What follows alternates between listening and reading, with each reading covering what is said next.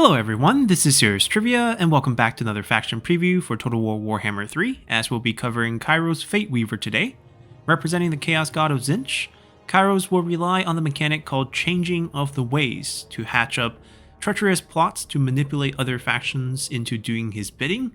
And speaking of manipulation, all Tzeentch factions can also manipulate the winds of magic within their territories for special effects. And we'll of course take a look at both of these mechanics in greater detail once we hop into the game. And now taking a look at Kairos' faction effect. So as a two-headed oracle of Tzeentch, we can see the past and the future, and thus we have perfect accuracy in terms of knowing how long exactly enemy reinforcements will arrive, as well as reduce 50% time reduction for our own battle reinforcements. And in addition to that, all our heroes will have 15% additional action success chance. For our Lord effect, we will be able to unlock fragments or items within our skill tree that can allow us to customize ourselves with all 8 different winds of magic. And the enemy hero action success chance will be minus 50% on our Lord's army.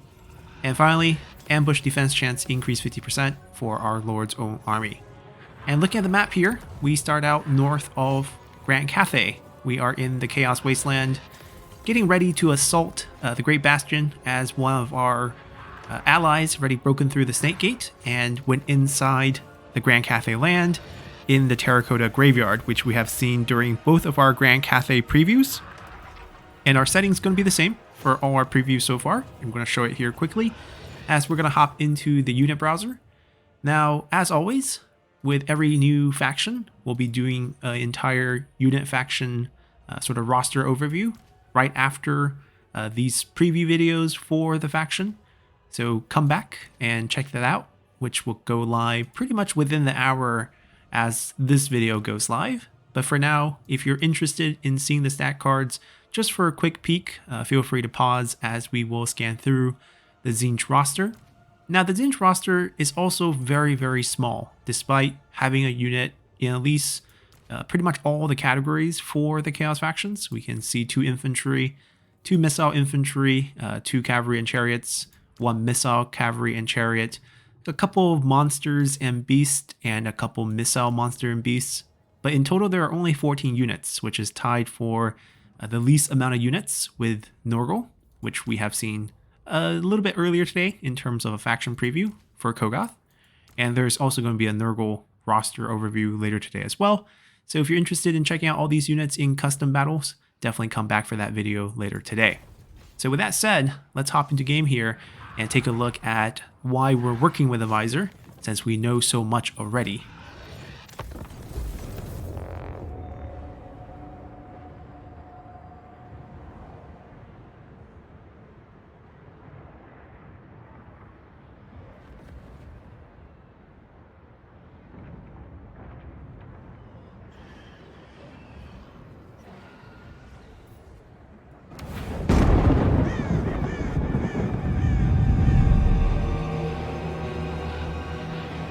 The Silvered Tower, refuge of Kairos Fate Weaver, the most powerful of all demon sorcerers. I found the great conjurer searching for a spell to pass through the maelstrom, but his scribe scoured every book in vain. I told him of Urson, held captive in the Forge of Souls, but he dismissed my wisdom. We already know of Bellacor's plot, for I see the past, and I see the future. But you are blind to the present. You did not see the maelstrom, nor can you decipher a path through it. The Tome of Fates holds the answer, the spell we search for. Kill him, brother. Take it. Only I can use it. The tome is bound to my soul. We can unpick it. No, let him serve us. For 1 drop of good blood, I have foreseen it. Peck out the eyes of Urson. Use their power to view the present. The sight of a god. The past, present, and future. will be ours to see.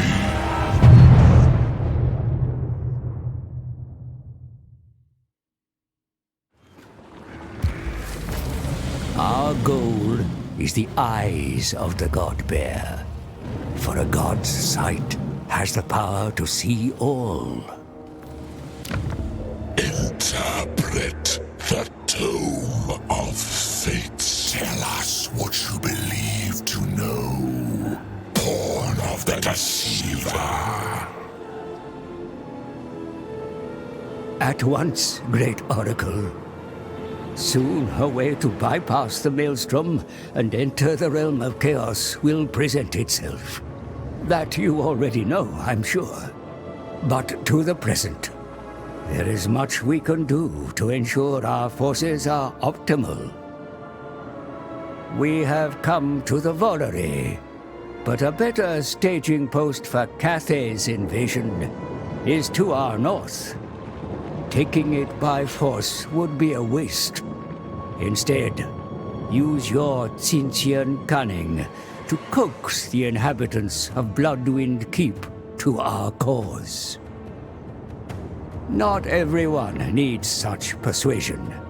The settlements further along should easily fall into your talons through physical might. And there, the great bastion of Cathay. By your design, underlings of the Changer have already taken the Snake Gate and infiltrated the Dragon Empire. Take advantage and invade before the Bastion's powerful guardian can plug the gap. Once within Cathay, you and your minions can tear it apart. But that is just one destiny open to you. To the south are many scattered tribes who serve no master. Tools to expand your influence across the Chaos Wastes. And in the east, the Ogre Kingdoms are entrenched in their mountain camps. Your ability to teleport will allow you to scour the mountains of their hungry souls. The fates reveal much. It is your will that will weave them into a power base that shall take us into the realm of chaos and to the dying god. Let us begin. Alrighty, so we kind of got a flyover of our surroundings, and we know why we want Urson. We want his eyes so that we can see the present. And for our faction, we are a Chaos faction, and we'll automatically wage war on all non-Chaos factions that we encounter. We deal with grimoires, or basically books, and this is going to be our extra currency. The ways to gain more grimoires are through battle, buildings in our settlements, characters with different skills pick up that will produce some grimoire passively for us, events throughout the campaign, looting, sacking, raising settlements, technology will grant some passive gains for grimoires as well, and through the Unholy Manifestation, which are rights. And we will consume our grimoires through one of our major faction mechanics in Changing of the Ways, which is quite interesting, through events and for investing in certain technology. And we'll take a look at all of these very, very soon. And we'll talk about Changing of the Way and Teleportation, which is some very unique stance for our armies that allow us to basically, instead of walking to a certain point within our range, we'll just pop over. So if we're in the Mountains of Morn, we can, for example, be here and then pop over here, just because the range will be a big circle around you, and that will allow you to basically bypass certain choke points and difficult mountain terrain. And I guess in that case, you can pop over the Great Bastion as well. You don't actually have to take the gates, you can just teleport your army across. Of course, you have to use Winds of Magic and to do that, but still pretty convenient thing to use. We are also part of the great game of the 4 Chaos God try to corrupt the land, and of course more corruption will bring us better rights, and higher corruption will give us bonuses in our settlements as well. So our first mission is to take on the Imperial Wardens army in front of us, and we'll get some grimoires for that, and we will definitely be fighting this. But before we do that, let's first take a look at the map. We are in the Chaos Wastelands, pretty much right outside of the Great Bastion, and they want us to take this Bloodwind Keep, which we're currently not at war with this Warrior of Chaos faction, and we can take it passively using our special mechanic, which is called Changing of the Ways. Now, there are 10 schemes or plots you can tackle. 9 of them require technology right now. 1 is available to us from the beginning, and this says transfer a settlement from one faction to another. It doesn't have to be transferred to you, but it can be. So in this case, let's say we want to take Bloodwind Keep. We can if we pay up 418 grimoires, and this cost is going to be dependent on your diplomatic relation with the faction, as well as how much corruption is in that settlement. So the higher Tzeentch corruption you have, the cheaper it's going to get. So if we don't pay up this turn and we wait a few turns, this number will come down quite a bit actually. Every turn, because they neighbor one of your factions, you can build up some of the local corruption, assuming they don't have a way to counteract that, and it will reduce the cost. Now obviously for something as powerful as this, there's going to be a 10 turn cooldown. Some of the other things we can do is reveal faction intentions, where we can see where their armies are moving for the whole faction for the next 5 turns. We can track an army and get their line of sight. We can halt a faction, basically eliminating all movement for all characters in that faction for 1 turn. We can force 2 factions to break alliances. We can basically open up the fog of war over an entire faction's territory. We can force a rebellion in a given settlement. We can open the gates in a siege. And we can give coronations to a faction that is not our ally. So any faction, we can basically tell them to go attack somewhere. And we can force an outright war between 2 factions as well. So if you're familiar with Total War 3 Kingdoms, which many of my viewers might be, and you play Cao Cao's faction, and this is exactly the scheme mechanic, very similar, except for you only have 10 of them, and at the beginning, 9 of them are not available to you. And what you have to do is come take a look at technology. Now 9 is the special number for Tzeentch, but they're not going to have 9 blocks of 9. That's way too many technology. Most factions have anywhere between 40 to maybe 70. So in this case, we have 5 blocks of 9, and from this expanding tree here, we can pick up different changing of the way abilities. Like this one, for example, if we pay 25 grimoires plus 4 turns, we can pick up Reveal Shroud, and you can locate the rest. And it's a pretty standard branching tree path where you can just basically follow the lines to see when things open up. There's a few different ones here in terms of teleportation. You have to pick up a couple of different technologies from all over the place before you can research this. And this will reduce the cost of Winds of Magic for using teleport stance to 0, basically, 100% discount. And then you can sort of teleport for free, quite powerful. And then this one requires a building, Cult of Change, for you to pick up a passive ability on your Lord of Change units. And this is basically an area effect of ward save whenever you're casting spell. This is available to most of your units in custom battle, but I think for campaign you have to unlock this here. Basically when you're casting, you're going to give sort of a area effect of ward save, which is just straight up damage resistance, quite powerful. And the rest is just follow the line all over the place, and you're looking for, you know, different ways for new skills for your like Way of Time, Track Enemy, Way of Manipulation, Halt Faction, to open up your Way of Change mechanic. Now, that's how you spend your grimoires. In terms of how you earn your grimoires, you can use your buildings. So let's pop this open. We have a pretty standard building setup, very similar to most Chaos factions. You have 2 different branches of the capital. One is sort of the Bastion branch, the Keep. One is a portal. The portal is more focused on military, and the Bastion one's more focused on construction and growth and so forth. We kind of discussed the difference in our Khorne video, and the only Chaos God faction that has a slightly different setup is Nurgle's, with their cyclical buildings and only 1 set of provincial capital. So for the other 3, it's going to be quite similar, looking like this. And we have basically 4 different sets of infrastructure, one which will give us some faction unique resource of the grimoires as we increase, and we'll also get a little bit of research rate to speed up how fast we can get our technologies. And as you can see here, for our buildings, we can pick up additional bonuses if the Winds of Magic is stronger in this province. Now, how do we alter the strength of Winds of Magic? Well, that's because we have a special faction effect that manipulates Winds of Magic, and this requires us to have multiple provinces. So in this case, you see this meter covering the Eastern Steppe, which is this province. Currently, it's a meter of 3 Winds of Magic. If we have a different province under our control, we can shift the Winds of Magic from one province to another. So for example, if I want to shift it to a different province, assuming I own a different province, I can lower it here and then increase it in a different province, and that can basically strengthen the Winds of Magic in that province. Basically, you kind of want this to move along with your army. This has, combat effect as well, but also where you have most of your economy because of the infrastructure building bonuses when you have high Winds of Magic. So those are 2 faction unique mechanic.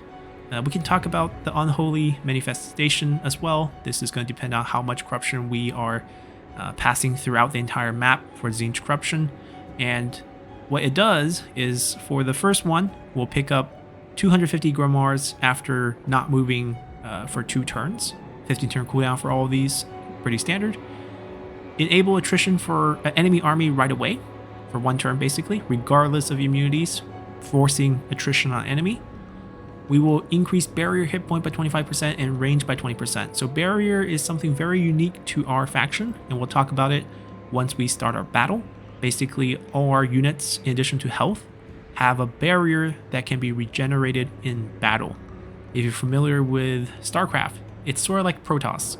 You have a shield, and you kind of have to micro well to kind of recover shields on units throughout the fighting, as if you dip into your health, your barrier is only going to max out to a certain percentage of your health. So if you start losing health, your barrier will get weaker and weaker throughout the battle. Even if you pull that unit out and give it a break, it's not going to come back with a full barrier.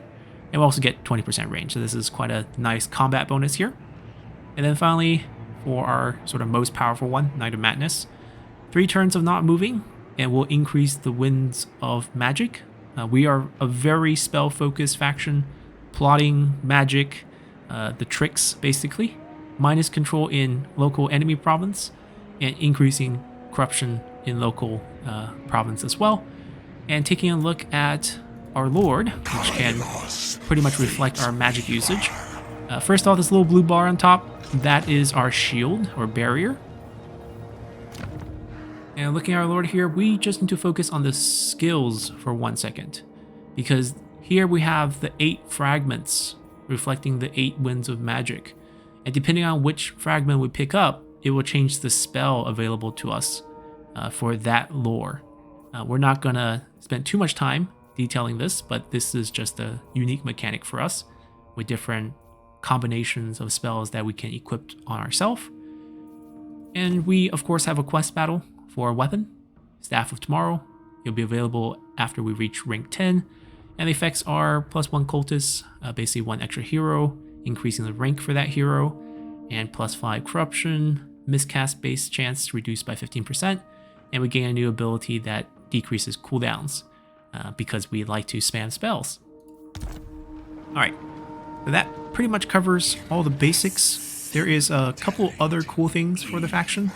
We focus on plotting, not only through our changing of the ways, but we have additional diplomacy options at the start as well, because we actually have an ally on the map. The Tzeentch faction that has broken through the Snake Gate is our ally, as denoted by their blue label here.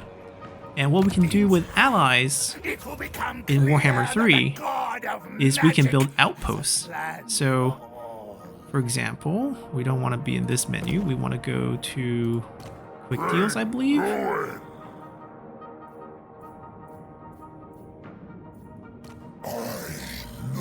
Or not. Sorry, the interface is still very new with this alliance deal. I believe it's...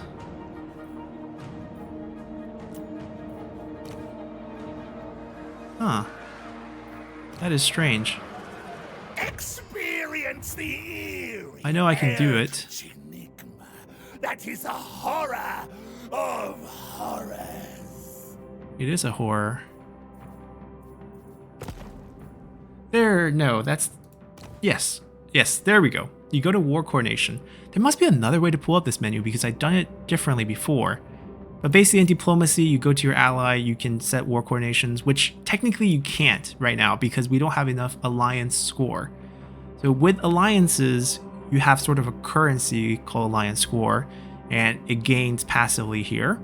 And once you have, 10 points, you can actually pay them, or because you have 10 points, you don't actually have to spend it. But when you have 10 points, you can ask them to take on a target, they'll actually listen to you. And to build up this alliance score, you can take on missions, right? We'll get a reward for fighting the army in front of us. We can accept this mission. Do this before you actually fight your first army. That way you get paid. If you fight it without accepting, you don't get this 13 point. And then for outposts, here you can construct an outpost if you have enough points. And once you do, you can get access to their units. In this case, they're also a Tzeentch faction, so we're not going to get anything cool from them. But if we're allied with, say, a Grand Cathay faction for some reason, we can pick up Grand Cathay units. If we're allied with an Ogre Kingdom faction, we can pick up Ogre units and so forth. There can only be one outpost per faction of sorts. So once someone else, like say if that faction's with, in alliance with multiple members and someone built that outpost first, then you can't build it anymore. And you can also switch allies if you have multiple ones. But that's weird that we can only come through with this. I thought it was a different button. No, I guess that's the only way. Weird. But yeah, we have a ton of flexibility in terms of our early game because we start out with Alliance. Just a nice showcase of the new Alliance mechanic in the game. And of course, we need to take a look at our corruption. It gives us additional control and it helps with increasing the chance of winds of magic increasing in the province by a certain percentage. And we can fight now that we have accepted our Alliance mission. So we will fight this one. The army is rather weak. We're dealing with just the Lord Magistrate plus a couple of peasant units, and we can show off sort of our roster here.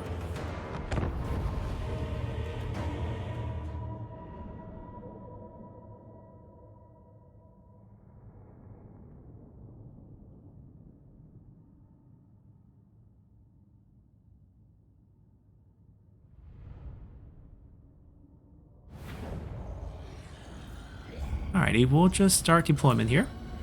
All our units have that blue bar on the top, and that is going to be our barrier stat.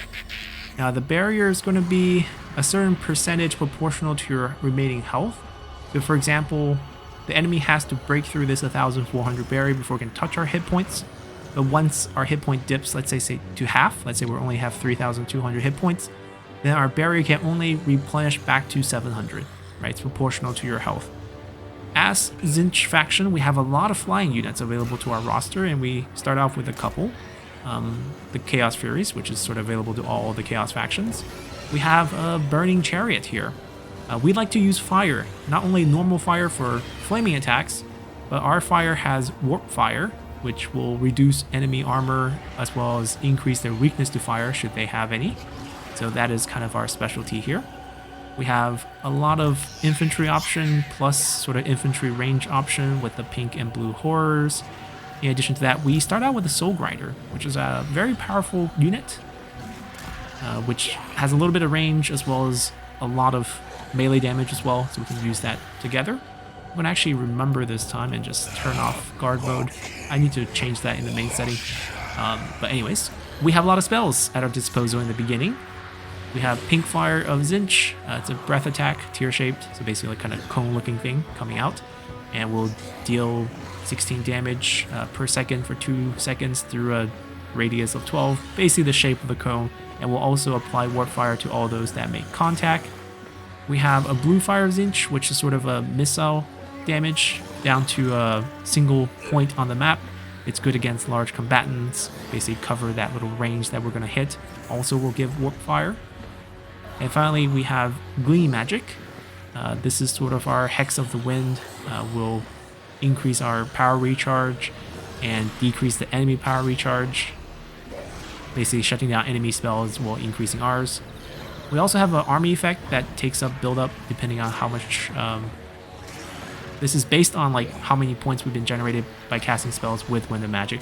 So basically, the more spell we do, the faster this charges, and the faster we can get a power recharge up with Arcane Surge. That's pretty much everything. The enemy army shouldn't be a problem, and we don't really care about our performance in terms of replenishment here. So we're just gonna charge the horrors up. They all have a little bit of range component on them.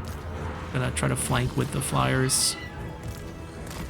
And we're gonna move the Soul Grinder directly into the enemy. I'll try to get into a flanking position with Kairos so we can do a nice little bit of spell demonstration here.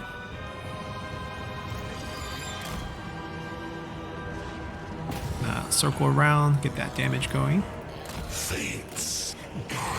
Look at that fire attack as we drive by here with that burning chariot.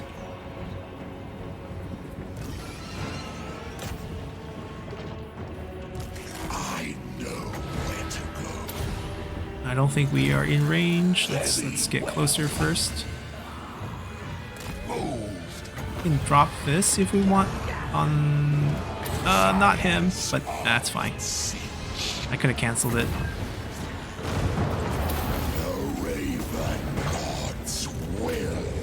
Fun times. You can see the bars almost build up with those two spell usage. And these all have a little range components. We're gonna let them fire. I'm gonna turn on his melee as well, even though we're dishing out good damage. Alright, let's get that bar up. I want to hit him. We fly away. That spell's coming down very soon. Work on our recharge.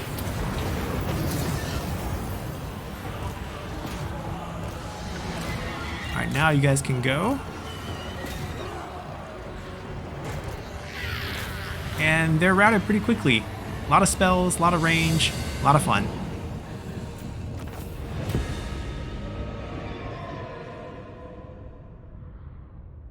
Yeah, they didn't get any kills. I think when I splashed down with a spell, one of them took damage. Like it bypassed the barrier as well because it was spell. So, a bit unfortunate for the Chaos Furies.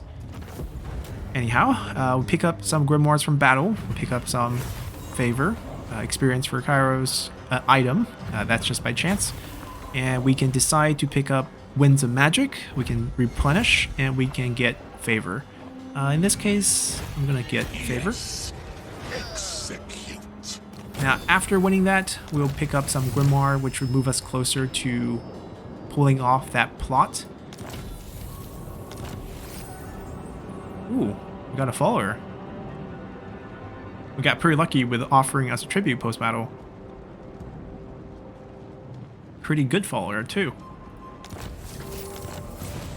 And we need to recruit 2 units to get 100. I'm actually going to play this to turn 2, just because I want to show off the plot. And we can't put off in turn 1 because there's just not enough books. So let's just get 2 more blue horrors. And we will build... I think we'll just start with the income building here. And we also have to pick a tech. Let's go with... might go with growth. Yeah. For the betterment of Sinch. And we didn't level up, but everything looks decent, and we can just end turn here. And the game runs very, very well. It's pretty optimized. Now we have 355. It doesn't look like a lot. They want us to occupy Bloodwind Keep. But remember, oh, they're going to teach us. No need. I got this. So remember how it was 4 something last turn? Well, because the corruption went up, and the average diplomatic relations also went up by 1 point, actually. But the corruption did go up. That's the main difference. It went down. And now we can actually perform it, and it's instant. And we get our hero to join us here into the east. Control Eastern Steppe. They want us to move on Grand Cathay, essentially. And you can see we got ourselves an agent here in Redistant Horror. Pretty standard. It does all the basic thing that every other hero for all the Chaos faction does in the beginning. But nothing to add here. And I think that covers it. That will pretty much explain all the mechanic for Kairos Fate Weaver. Of course, you don't actually have to use the mechanic on that, and I actually thought, perhaps it would have been better to move it over here, just because it's in a different province, and thus we can actually start manipulating Winds of Magic, because right now we're still only holding one province in total, and it's not that hard to take minor settlements as these are, so we probably could have just sieged those down using our spells and whatnot. Anyhow, that's going to do it for our faction preview of Kairos Fate Weaver. Hopefully you enjoyed this preview, and if you did, definitely consider dropping a like to support the channel, and make sure you come back later today to check out the full Tzeentch roster overview, and subscribe to the channel for faction previews and roster overviews for all the factions during this pre-release period. So thank you all for watching till the end, and I'll catch you all next time. Bye!